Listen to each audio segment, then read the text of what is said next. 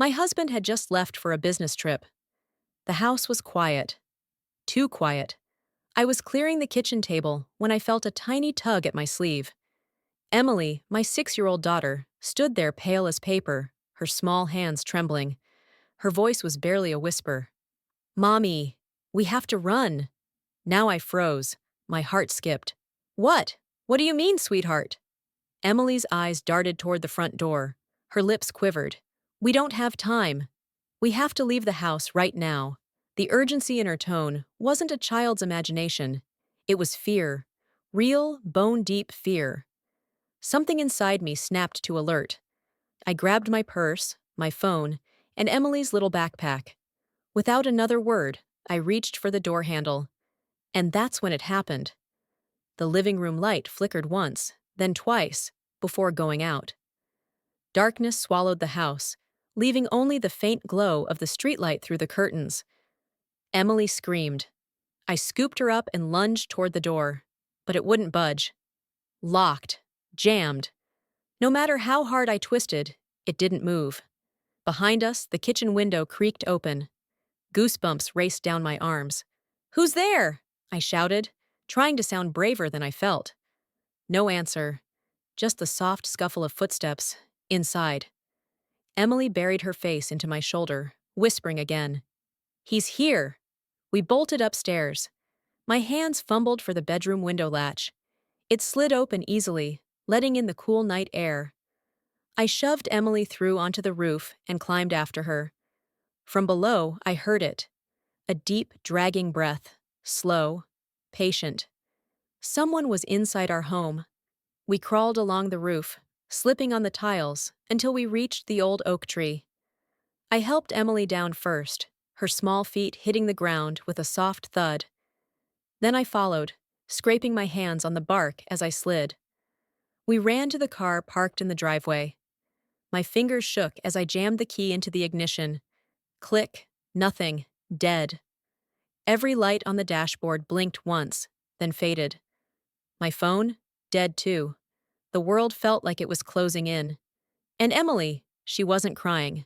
She wasn't panicking. She just sat still, her tiny fists clenched, as if she knew this was coming. We fled into the night, cutting through neighbors' yards, past the swings, past the mailbox, until we reached the woods at the edge of town. Branches clawed at our clothes as we stumbled through the darkness. Behind us, crunch, crunch, crunch. Someone was following. I clutched Emily tighter. "Don't look back, baby. Just run." But then she stopped dead in her tracks, forcing me to halt. Her little finger pointed toward a faint light glowing between the trees. A cabin. "No," I hissed. "We can't risk it." But she shook her head. "That's where he wants us to go." My blood ran cold. "How do you know that?" I asked. Emily's face twisted, torn between fear and something else. Something heavier. "Because Daddy told him." Her words hit me like a slap.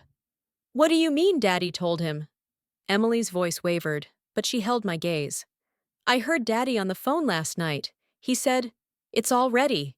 She won't suspect a thing. Just wait until I leave for the trip.'" I stumbled back, my mind reeling. Daniel? My husband? Number. He couldn't. He wouldn't.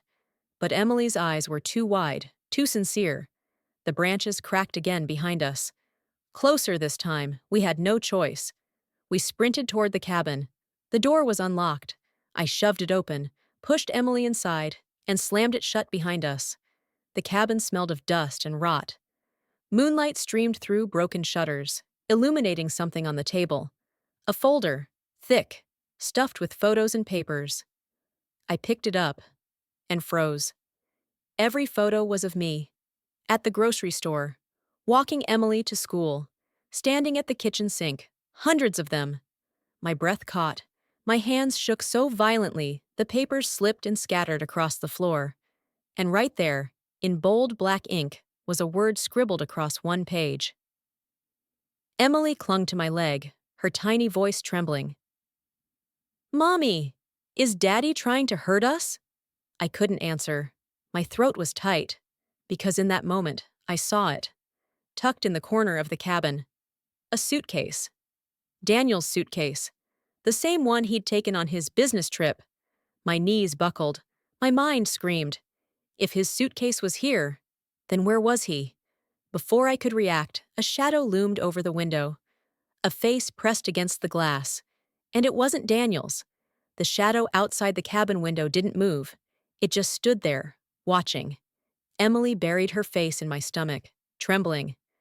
I held her close, my pulse hammering so loud I thought whoever was outside could hear it. Slowly, the figure's hand rose and pressed against the glass. Long fingers, a scar along the knuckles. Then, tap, tap, tap. 3 knocks against the window. I wanted to scream. Instead, I grabbed the nearest thing I could, a rusted fire poker from the corner. "Stay behind me," I whispered to Emily. But then, the shadow vanished. Silence. Only the forest outside, whispering through the trees. I exhaled a shaky breath. Maybe he was gone. Maybe— Bang! The cabin door exploded inward.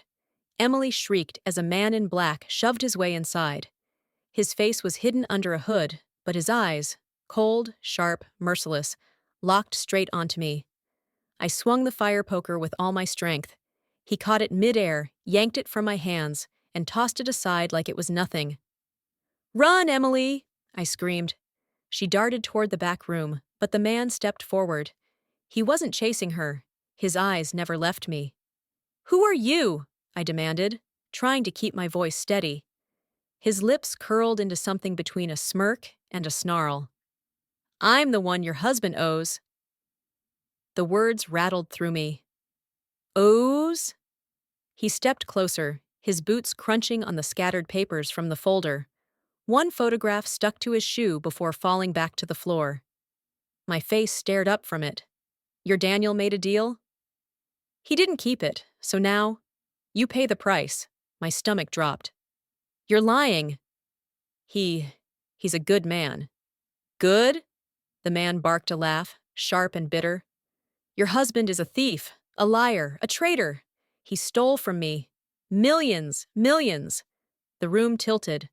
My husband, the man who tucked Emily into bed every night, kissed me on the forehead, whispered promises of forever.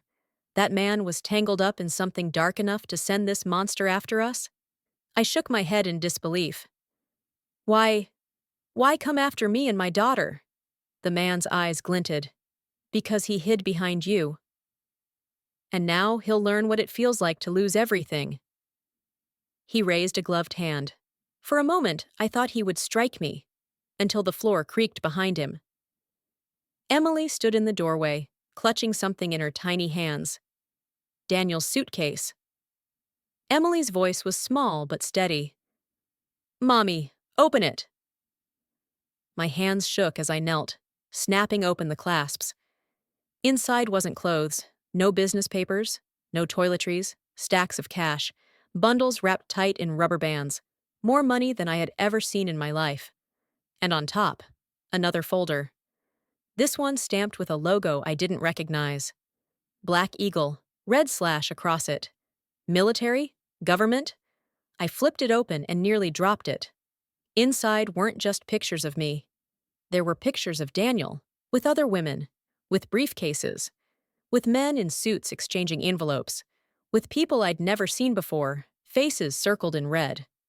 "Targets!" the man sneered, recognizing the folder. "Assignments he never finished." "Proof of what he was, I whispered. The man's smile was cold. "Your husband wasn't in business, lady."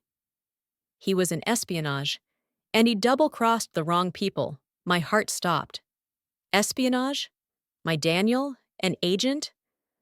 The man stepped closer, reaching for the suitcase. But Emily moved first.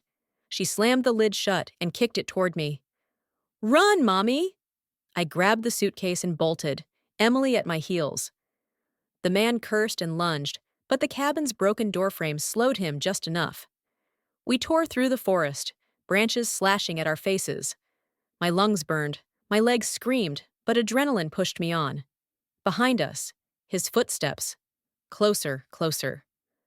Then headlights flashed ahead. A car, parked in the clearing. Hope surged through me. Salvation. But as we reached it, I froze. It wasn't just any car, it was our car. The same one that had died in the driveway. Except now, it purred with the steady hum of an engine running, and in the driver's seat, Daniel. He stepped out calmly, as if he'd been waiting all along.